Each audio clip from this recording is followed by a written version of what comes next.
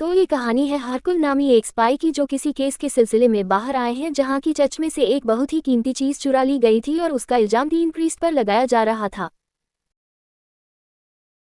हरकुल अब चर्च में जाते हैं जहां पर चोरी हुई थी। यहाँ की सारी छानबीन करने के बाद वह अब लोगों के बीच आते हैं जहां वह इंस्पेक्टर खड़े थे जिन्होंने इस केस को सॉल्व करने के लिए हरकुल को विदेश बुलाया था। वह प्रीस्ट सब लोगों के सामने किसी मुजरिमों की तरह खड़े थे। तभी हरकुल आके सभी लोगों को बताता है कि यह तीनों के तीनों प्रीस्ट बेगुनाह हैं। चोरी इन्होंने नहीं की, क्योंकि चोरी करने के बाद जो छत के रास्ते से भागा था तो ऐसे उसके जूते के निशान दीवार पर पड़ गए थे। ये जूते काफी मोटे तल के हैं। इन तीनों प्रीस्ट में से ऐसा जूता कोई भी प्रीस्ट नहीं पहनता। अगर कोई ऐसा जूता पहनता है तो वह यह इंस्पेक्टर है। इंस्पेक्टर हरकुल की बात सुनकर गुस्से में आ जाते हैं और कहते हैं, मैंने ही तो आपको ये कैसे सॉल्व करने के लिए यहाँ पर बुलाया था। अगर मैंने चोरी की होती तो मैं ऐसा क्यों करता। जवाब में हरकुल कहते हैं, अभी पता चल जाएगा कि सच्चाई क्या है। मैंने तुम्हारे ही कुछ लोगों को तुम्हारे घर तलाशी लेने के लिए भेजा है, बस इंतजार करो, वह आते ही होंगे। उनकी बातों के दौरान वह तलाशी लेने वाला आदमी आ भी जाता है और हैरानी की बात यह है कि उन्हें इंस्पेक्टर के घर से वह कीमती चीज मिल भी गई। साफ जाहिर था कि इंस्पेक्टर चोर थे। ऐसे उसे अरेस्ट कर लिया जाता है और यहाँ मौजूद सभी हरकुल की समझदारी के लिए हैरान रह जाते हैं, क्योंकि उसने चंद घंटे में ये केस बड़ी आसानी से सॉल्व कर दिया था और अपनी इसी समझ की वजह से हरकुल अब तक हजारों केस सॉल्व कर चुका था और अब वह पूरी दुनिया का एक मशहूर जासूस था। वह विदेश से निकलने ही वाला होता है, तभी उसे अमेरिका से एक इनविटेशन मिलता है किसी खास केस को सॉल्व करने के लिए। हरकुल फिलहाल अपने काम से ब्रेक लेना चाहते थे, लेकिन ये कैसे भी जरूरी था। ऐसे में लंदन जाने के लिए वह एक ओरिएंट एक्सप्रेस नामी लग्जरी ट्रेन में बैठ जाते हैं। इस पूरी ट्रेन में सिर्फ 12 कंपार्टमेंट है। ये बिजनेस क्लास ट्रेन है, इसीलिए इसमें सिर्फ 12 से 13 लोग ही इस ट्रेन के जरिए आज जेरूसलम से लंदन की ओर जा रहे हैं। इसी ट्रेन में एक रिचर्ड नामी आदमी भी सफर कर रहा था। उसे उसके कंपार्टमेंट के बाथरूम से एक धमकी वाला नोट मिलता है, जिसे पढ़कर वह डर चुका था। वह इस नोट को लेकर हरकुल के पास जाता है, क्योंकि वह जानता है हरकुल बहुत ही होशियार स्पाई है। रिचर्ड हरकुल को यह नोट दिखाता है और कहता है कि मैं जानता हूँ मेरी जान खतरे में है, मैं चाहता हूँ कि तुम मेरी सिक्योरिटी की जिम्मेदारी ले लो। अगर तुम मेरी बात को मान जाते हो तो मैं तुम्हें एक हफ्ते की $15,000 दूंगा, जो पुराने भक्तों में एक बहुत बड़ी रकम हुआ करती थी।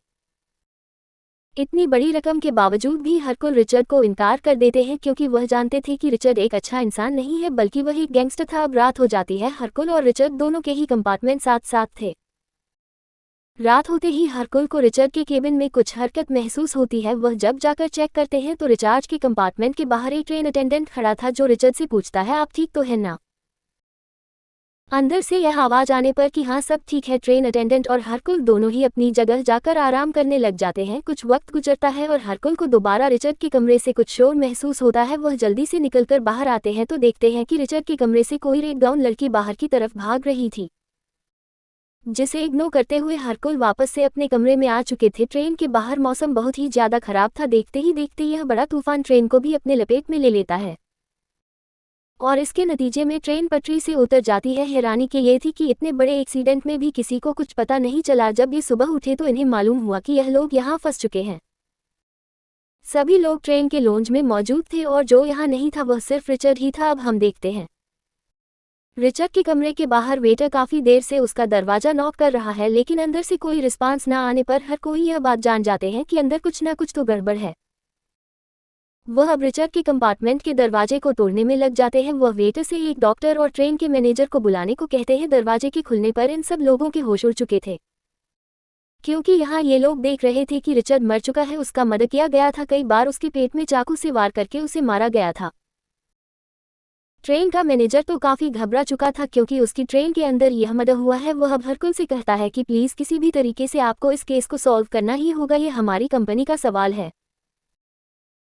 हरकुल उसका केस लेने से साफ इनकार कर चुके थे, क्योंकि वह जानते थे कि यह आदमी एक क्रिमिनल है। लेकिन यहाँ ट्रेन का मैनेजर, जो हरकुल का दोस्त भी था, वह उसे फोर्स करता है कि किसी भी तरह अगले स्टेशन के आने से पहले इस केस को सॉल्व कर दो। मैं नहीं चाहता कि हमारी कंपनी का नाम इस केस की वजह से खराब हो जाए। ना चाहते हुए भी हरकुल को ये केस लेना पड़ता है। केस सॉल्व करने के लिए जब वह रिचर्ड के कंपार्टमेंट के पास जाते हैं तो वहां उन्हें बेहोशी के मेडिसिन मिलते हैं। पहले तो वह ये पता लगाते हैं कि रिचर्ड को बेहोश करके मारा गया होगा, इसीलिए उन्होंने मारते वक्त ना तो शोर मचाया और ना ही अपने आप को बचाने की कोशिश की। यही हरकुल को एक रुमाल मिलता है जो काफ़ी कीमती था और उसके ऊपर एच लिखा था। उसके अलावा भी हरकुल को वहाँ बहुत अजीबोगरीब से सामान मिलते हैं जिसे हरकुल फेक करार दे देता है और कहता है कि यह सारी चीज़ यहाँ पुलिस को डिस्ट्रैक्ट करने के लिए रखी गई है।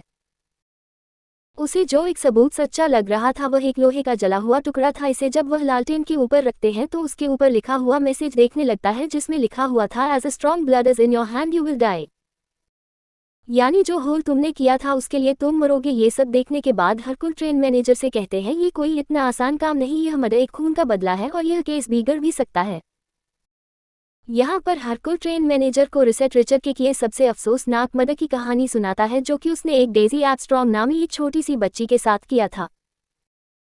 रिचर्ड ने उसे बच्ची को उसके घर से किडनैप किया था। उसके बदले उसने बहुत से पैसे मांगे लेकिन पैसे लेने के बावजूद भी उन्होंने उसकी बेटी का मर्डर कर दिया। ये सदमा आर्मस्ट्रॉन्ग की वाइफ बर्दाश्त नहीं कर पाए और अपनी बेटी के दुख में मर गई। उनके साथ साथ उनका दूसरा बच्चा भी जो इस दुनिया में आने से पहले ही मर गया। मैनेजर हैरान थे कि हर्बल को इस केस के अंदर की कहानी कैसे पता थी। हरकुल जवाब में कहते हैं कि मुझे आर्मस्ट्रॉन्ग ने इस केस की इन्वेस्टिगेशन के लिए हायर किया था लेकिन इससे पहले कि मैं उनकी मदद के लिए उनके पास पहुंचता अपनी फैमिली के मरने की गम में उन्होंने सुसाइड कर ली थी। और ऐसे बहुत से लोगों ने अपने बहुत प्यारों को खो दिया। ये लोग अब ट्रेन के अंदर वापस चले जाते हैं जहां पर हवर्ड नामी एक पैसेंजर हरकुल को बताती है कि कल रात किलर उसके भी रूम में आया था। उसने किलर के बारे में ट्रेन अटेंडेंट को भी बताया था लेकिन ट्रेन अटेंडेंट ने उसकी बात पर कोई यकीन नहीं किया। यहाँ हरकुल को एक बटन देती है जो शायद उस किलर का ही था। हरकुल बटन को देखकर पहचान जाता है कि ये बटन किसी ट्रेन अटेंडेंट का है लेकिन इस ट्रेन के अंदर सिर्फ एक ही ट्रेन अटेंडेंट था और उसकी यूनिफॉर्म देखने पर उसकी शर्ट में सारे बटन थे, यानी वह तो किलर नहीं हो सकता। इसके बाद हरकुल इस ट्रेन के सभी पैसेंजर से इन्वेस्टिगेशन करना शुरू कर देता है और पहुंचता है प्रिंसेस के अपार्टमेंट में। वह प्रिंसेस से सवाल करता है कि क्या आप किसी आर्मस्ट्रॉन्ग नाम की फैमिली को जानती थी। प्रिंसेस बताती है हाँ मैं जानती थी, मैं एक डेजी आर्मस्ट्रॉन्ग की गॉड मदर थी, यानी कि उसे रिलीजन के बारे में पाती थी। और डेजी आर्मस्ट्रॉन्ग वही बच्ची थी जिसका रिचर्ड ने मर्डर किया था। प्रिंसेस पूछती है कि आर्मस्ट्रॉन्ग फैमिली का इस केस से क्या ताल्लुक। हरकुल जवाब में बताते हैं जिस आदमी का रात मर्डर हुआ है वही आर्मस्ट्रॉन्ग फैमिली की मौत का जिम्मेदार था। ये बात सुनने के बाद प्रिंसेस रिलैक्स हो जाती है और कहती है कि शुक्र है वह आदमी मर गया, मैं उससे नफरत करती हूँ। और इस हरकत से हरकुल को प्रिंसेस पर शक होता है कि कहीं उन्होंने ही तो रिचर्ड को नहीं मरवाया। वह यहाँ उनके सामने एक रुमाल रखते हैं जो उन्हें रिचर्ड के पास से मिला था और उसके गवर्नेंस से कहते हैं कि ये तुम्हारा है। गवर्नेंस कहती है कि नहीं, ये तो बहुत महंगा है और मैं इतना महंगा रुमाल अपने पास नहीं रख सकती। हरकुल को ये रुमाल गवर्नेंस का इसलिए लग रहा था क्योंकि उसका नाम भी एच से शुरू होता था और एच ही इस रुमाल पर लिखा था। खैर इन्वेस्टिगेशन करते करते हरकुल इस नतीजे पर पहुंचते हैं कि मर्डर जिसने भी किया था उसने अटेंडेंट के कपड़े पहन कर किया था। हो ना हो उन्होंने वो कपड़े अपने सामान में ही छुपाए थे, इसलिए वह सभी पैसेंजर का सामान चेक करते हैं। हैरानी की बात थी उन्हें किसी के पास कुछ भी नहीं मिलता बल्कि अपने ही सामान में से वह रेड गाउन मिल जाता है जिसे पहन के उन्होंने रात में एक लड़की को रिचर्ड के कमरे से भागते हुए देखा था।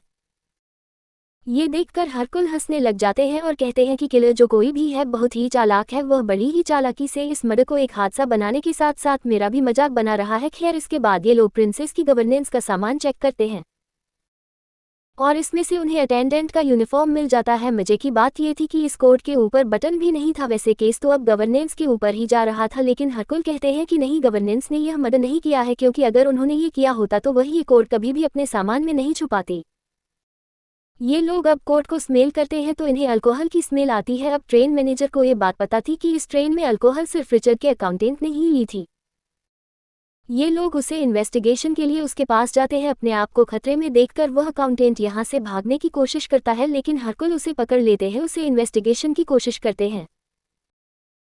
लेकिन यहाँ पर वह अकाउंटेंट उन्हें बताता है कि मैंने रिचर्ड का कत्ल नहीं किया। देखो मैं यह मानता हूँ कि मैं एक ईमानदार इंसान नहीं हूँ, मैं उसके पैसे चुराता था, लेकिन तुम खुद ही सोचो मैं उस इंसान को क्यों मारूंगा जो मेरे लिए सोने का अंडा देने वाली मुर्गी जैसा काम करता था।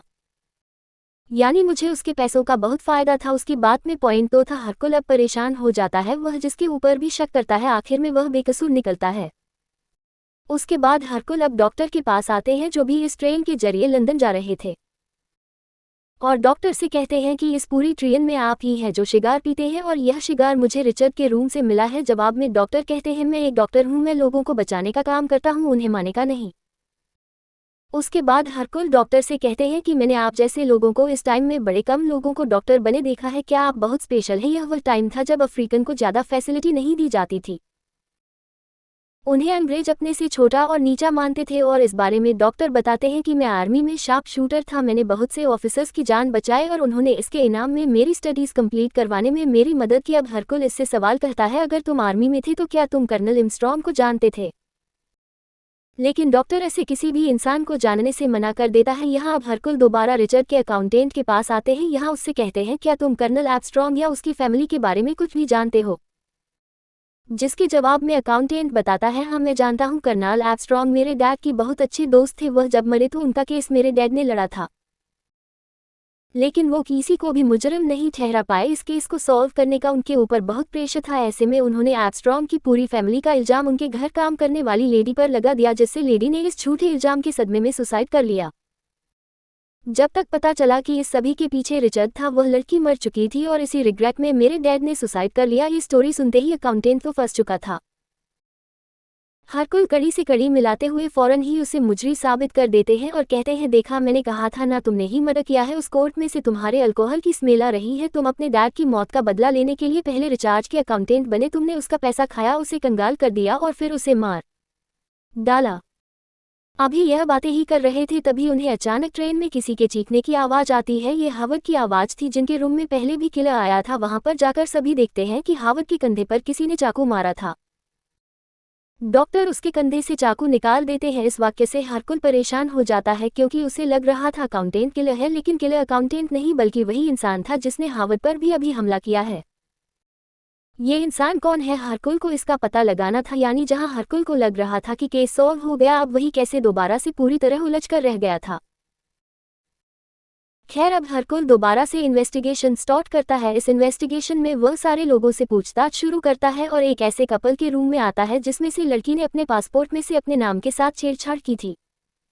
हरकुल पहचान लेता है कि यहाँ पर इसके नाम के आगे एच लिखा हुआ था, यानी उसका नाम हेलेना था और उसने एच हटाकर अलीना कर दिया। हरकुल पूछता है कि तुमने ऐसा क्यों किया? जवाब में लड़की कहती है कि तुम्हें एक रुमाल मिला था जिसमें एच लिखा था। मैं और मेरे हस्बैंड नहीं चाहते थे कि हम तुम्हारे शक के दायरे में आए, इसलिए हमने पासपोर्ट पर से एच मिटा दिया। उसकी इस हरकत से हरकुल को शक हो चुका था कि शायद यही कपल मर्डर में और हावर्ड पर हमला करने में शामिल है। इन्वेस्टिगेशन करते हुए हरकुल को ये भी पता चल जाता है कि डेजी एब्साटॉम हेलेना की सिस्टर की बेटी थी। उसका शक और भी पक्का हो जाता है कि शायद वह अपनी बहन और उसकी फैमिली के मरने का बदला वह रिचार्ड से उसे मारकर लेना चाह रही हो।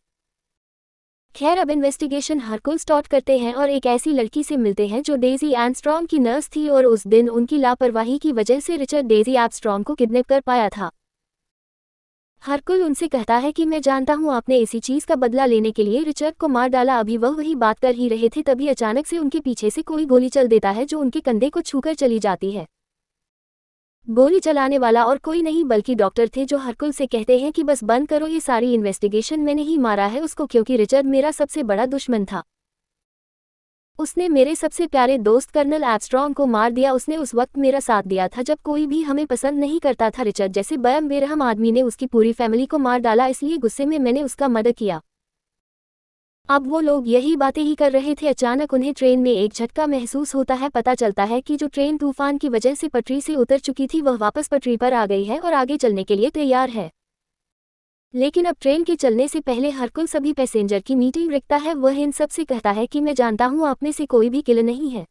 डॉक्टर जो इसको कबूल भी कर रहे हैं वह भी किलर नहीं है, लेकिन मर्डर की मिस्ट्री खुल भी नहीं रही और मुझे तो इस मर्डर के पीछे सिर्फ दो ही कहानी समझ आ रही है। एक ये कि कोई अटेंडेंट रिचर्ड के कमरे में आया, उसने रिचर्ड को मारा और फिर मिसेस हावर्ड के केबिन के विंडो से भाग गया क्योंकि उसका बटन मिसेस हावर्ड के कंपार्टमेंट से मिला था। और अगर मैं दूसरे कहानी की ओर जाऊं तो मुझे खुद भी उस कहानी पर यकीन नहीं हो रहा क्योंकि आप में से कोई भी मुझे किलर नहीं लगता। लेकिन मेरा सारा शक और मेरे सारे सबूत आप सभी लोगों के खिलाफ हैं। मुझे लगता है कि यह मर्डर आप सब लोगों ने मिलकर किया है और आप सभी लोगों के पास ऐसा करने की कोई ना कोई रीज़न भी मौजूद है। जैसा कि डॉक्टर जो कर्नल आर्मस्ट्रॉन्ग की वजह से ही डॉक्टर बने, उनकी लाइफ अच्छी हुई और वह तो मान भी रहे हैं कि उन्होंने अपने दोस्त का बदला लेने के लिए उनका मर्डर किया है, लेकिन किलर मुझे ये भी नहीं लगते। दूसरे नंबर पर आर्मस्ट्रॉन्ग की बेटी की नर्स, जिन्होंने उस रात नशे में धुत होने की वजह से लापरवाही की और इसी वजह से डेजी रिचर्ड को किडनैप कर पाया। अपने इसी रिग्रेट का बदला लेने के लिए वह रिचर्ड को मार सकती थी। तीसरे नंबर पर हेलेना, जिसकी बहन और उसकी बेटी रिचर्ड की वजह से मरी। चौथे नंबर पर प्रिंसेस, जो डेजी आर्मस्ट्रॉन्ग की गॉडमदर थी, उसे रिलीजन पढ़ती थी और उससे बहुत प्यार करती थी। और फिर मिसेस हावर्ड, जिनके कंधे पर भी किलर ने हमला किया था, वह तो डेजी आर्मस्ट्रॉन्ग की ग्रैंड मॉम थी। हरकुल की यह सारी बातें सुनकर ट्रेन मैनेजर गुस्से में आ जाता है और कहता है कि अगर यही किलर है तो इनके ऊपर हमला किसने किया था, जिसके जवाब में हरकुल कहता है, तुम समझ नहीं, अभी यह सब के सब लोग मिले हुए हैं। देखो, उस अकाउंटेंट को इसे इसके बाप का बदला चाहिए था। वह आदमी और ट्रेन का अटेंडेंट, ये दोनों उस लड़की की फैमिली से हैं जिसके ऊपर आर्मस्ट्रॉन्ग की फैमिली के मर्डर का इल्जाम आ गया था और वह अपनी बहन के मरने का बदला लेना चाहते हैं। और यह पुलिस ऑफिसर और उसके साथ बैठा हुआ आदमी कर्नल आर्मस्ट्रॉन्ग, इन दोनों के ही बहुत अच्छे दोस्त थे और उन्हीं के बैंक लोन की वजह से इन्होंने बड़े बड़े बिजनेस खोले। आर्मस्ट्रॉन्ग के मरने का असर इन सब की जिंदगियों पर हुआ था और इन सब ने मिलकर रिचर्ड का कत्ल किया। उसकी यह बात सुनते ही अब यहाँ पर मिसेस हावर्ड खड़ी हो जाती है और गुस्से में बोलती है, हाँ, हम सब ने मिलकर ही किया है, लेकिन इसमें सबका कसूर नहीं है, सिर्फ मेरा कसूर है। ये सारी प्लानिंग मेरी थी। वह कहती है कि कई सालों से मैं ये प्लान बनाते आ रही हूँ। मैंने अपने प्लान के तहत अकाउंटेंट को रिचर्ड के पास जॉब करने के लिए भेजा ताकि वह एक दिन हमारे साथ सफ़र करने पर मजबूर हो जाए जहाँ हम उसे मार दें। हमने ही इस अटेंडेंट की ड्यूटी अपनी ट्रेन में लगवाई। हमारी हर चीज़ प्लान के अकॉर्डिंग हुई और ऐसे ही हमने रिचर्ड को मार दिया। आपका इस मर्डर से ध्यान हटाने के लिए हमने सबूत को इधर उधर फैलाया। मैंने अपने आप को चाकू भी मरवाया। वह चाकू डॉक्टर ने मारा था और ऐसी जगह मारा था जहां से मुझे ज़्यादा चोट ना लगे। और यह चाकू इसलिए मारा गया था ताकि आपको लगे कि किलर मर्डर करके यहाँ से भाग गया है, लेकिन आप तो इस मर्डर के पीछे ही पड़े रहे। हरकुल उन सभी की बातें सुनकर दुखी हो जाता है क्योंकि वह खुद भी जानता था कि रिचर्ड कोई अच्छा इंसान नहीं था जिसको मारकर इन्होंने कोई बुरा काम नहीं किया। हरकुल टेबल के ऊपर अपनी गन रखते हैं और यहाँ से जाने लगते हैं। जाते जाते वह कहते हैं कि मैं झूठ नहीं बोल सकता, मुझे अगर किसी ने इस मर्डर के बारे में पूछा तो मुझे सच बताना पड़ेगा और इससे अच्छा यही है कि तुम लोग मुझे यही मार दो। सभी दुखी थे, लेकिन डेजी आर्मस्ट्रॉन्ग की ग्रैंडमदर जल्दी से वह गन उठा लेती है। हरकुल आगे की तरफ जा रहा था, हरकुल की तरफ गन तानती है, लेकिन उनसे हरकुल को मारा नहीं जाता और अब वो उस गन को अपने गर्दन पर रखकर शूट कर देती है, लेकिन पता चलता है कि उसके अंदर तो बुलेट ही नहीं थी। जो हरकुल पहले ही निकाल चुका था, वो तो बस इन लोगों को टेस्ट कर रहा था कि क्या इन लोगों के अंदर इतना हौसला है कि यह किसी को मार सकते हैं। ये सब के सब उसके टेस्ट में पास हो गए थे। ये सब मासूम थे, इन्होंने बस अपना बदला लिया था, इसलिए अब हरकुल इन सब को बचाने का फैसला करते हैं। सफ़र दोबारा शुरू हो जाता है। वह इन सब लोगों से कहते हैं कि तुम लोगों ने जो भी किया ठीक किया। मैं अगले स्टेशन पर उतरकर पुलिस को यही बताऊंगा कि कोई अनजान आदमी अटेंडेंट के कपड़ों में रिचर्ड के कमरे में आया, उसने रिचर्ड को मारा और फिर मिसेस हावर्ड के केबिन के विंडो से भाग गया। इस वक्त हम सब की आंखों में हरकुल के लिए इज्जत देख रहे थे। सभी हरकुल की समझ से भी इम्प्रेस है क्योंकि उन्होंने इतनी मुश्किल मर्डर की मिस्ट्री भी चंद दिनों में सॉल्व कर दी थी। हरकुल अब सबको बाय कहकर अगले स्टेशन पर उतर जाते हैं क्योंकि उन्हें इस मर्डर की जानकारी पुलिस को देनी थी और इस केस को यही खत्म करना था, जिन्हें दिखाते हुए ये कहानी यहाँ खत्म हो जाती है। Thank you for watching. Please subscribe and support to my channel.